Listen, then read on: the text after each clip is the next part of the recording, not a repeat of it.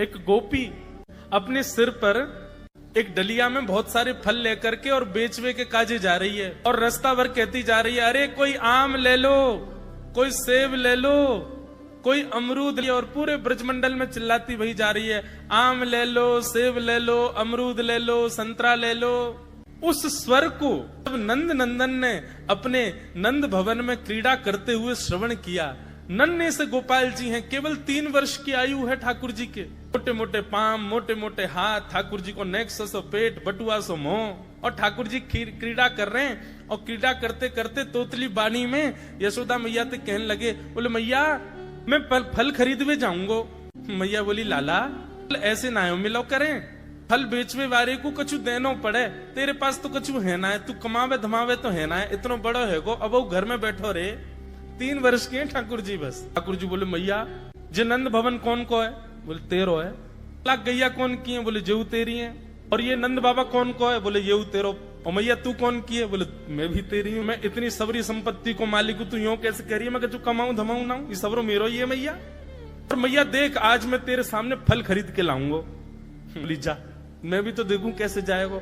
सो ठाकुर जी फल खरीदने के लिए जा रहे हैं नन्हे से ठाकुर जी। और कहाँ लेके जा रहे हैं? बोले जल्दी से जहां पर सारे सामग्रियां रखी जाती है, ऐसे सामग्री गृह में गए और वहां से 2 मुट्ठी गेहूं अपने हाथ में भर के, और नन्हे से 3 वर्ष के ठाकुर जी इतने इतने से हाथ ऐसे अंजलि में गेहूं भर के, और ठाकुर जी अपनी मटकीली सी चाल बाकी अदा से उछलते कूदते भय और फल बेचे वारी के पास फल लेवे जा रहे हैं। यशोदा मैया एक झांक करके एक तरफ से ठाकुर जी की इस लीला को देख रही है। अब कूदते भय ठाकुर जी जा रहे हैं, जितने गेहूं लिए, कितने गेहूं आए होंगे ठाकुर जी के हाथ में? ज्यादा से ज्यादा आए होंगे 25-30, और वो यूं उछलते उछलते गए, सबरे गिर गए। अरे कोई आम ले लो, सेब ले लो, अमरूद ले लो, कहती हुई जैसे ही जा रही थी, तभी उसकी दृष्टि पड़ी एक गली में, और वो गली जा रही थी नंद भवन की ओर। नंद भवन से नन्हे से बालक, नन्हे से सांवरे सलोने ठाकुर जी, छोटी सी धोती पहनी है, हाथन में पद्म राग के कड़ूला पहने हैं, गले में कौस्तुभ मणि पहनी है, सुंदर घुंघराले केशन को गूंथ करके यशोदा मैया ने ऊपर सुंदर मोतीन से लड़ बांध करके वहां में एक मोर पीछ लगायो भयो है।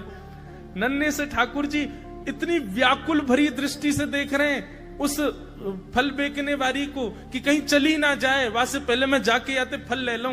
ठाकुर जी के उस रूप को देखते ही वो फल बेचने वाली वहीं रुक गई, देखने लगी सुंदर से ठाकुर जी को। ठाकुर जी बाके सामने जाके खड़े है गए, उसने अपने फल की डलिया नीचे रखी। ठाकुर जी फल देख रहे हैं कौन से लेने। अब उंगली करके ठाकुर जी कह रहे हैं, जेवारो दे दो, जेवारो दे दो, ये दे दो, ये दे दो, करते करते करते पूरी डलिया ही कह दी। बोले सबरी दे दो। गोपी बोली, अरे लाला ये सब ऐसे ही ले जाएगो, कछु देगो ना मुकू? अरे ऐसे ना मिलो, करे कछु देनो पड़े, चल कछु दे मुकू तभी मिलेगी। ठाकुर जी बोले, तो फिर रो काहे क्यों रही है? मैं ऐसे थोड़ी लेके जाऊंगा, नंद बाबा को ला लाऊं, मेरी सभी संपत्ति है, मैं अपनी संपत्ति में से कछु हिस्सा तो को दूंगा तब फल लेके जाऊंगा। अच्छा दियो, कहा देगो संपत्ति में? तो जितने गेहूं ठाकुर जी भर के लाए, वहां में से केवल एक बचो ठाकुर जी के हाथ में। और ठाकुर जी मुट्ठी खोल के वो एक गेहूं ले में, और बड़े संकोच वश कि अब एक ही बचो, कहा करूं, ले जी है। उस एक गेहूं के दाने को अपने हाथ में लेकर के कोमल से ठाकुर जी की उस मुखाकृति को देख करके वो फल बेचने वाली की तो सुध बुद्धि चली गई। ठाकुर जी बोली, अरे नजर लगावेगी मुंह, चल जल्दी फल दे दे।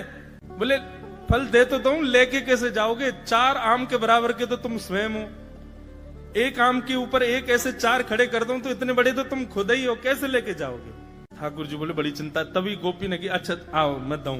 ठाकुर जी को हाथ पकड़ करके उनकी कारी कमरी खोली, उनकी पीताम्बरी ने ढीली करी, और ठाकुर जी के कछु फल तो कमरिया में बांध दिए, कछु पामन में बांध दिए, कछु हाथन में बाजूबंद बना के बांध दिए, कछु गरे में लटकाए दिए। ऐसे कपड़ान में फल भर भर के ठाकुर जी के पूरे अंग में फल लटका दिए।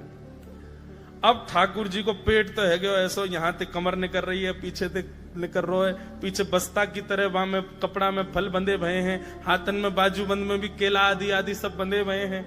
और ऐसे ठाकुर जी मटकते भये, उछलते भये, और बड़ो श्रम है रोए, उठा नहीं पा रहे पाम को, इतना भारी है गयो पाम।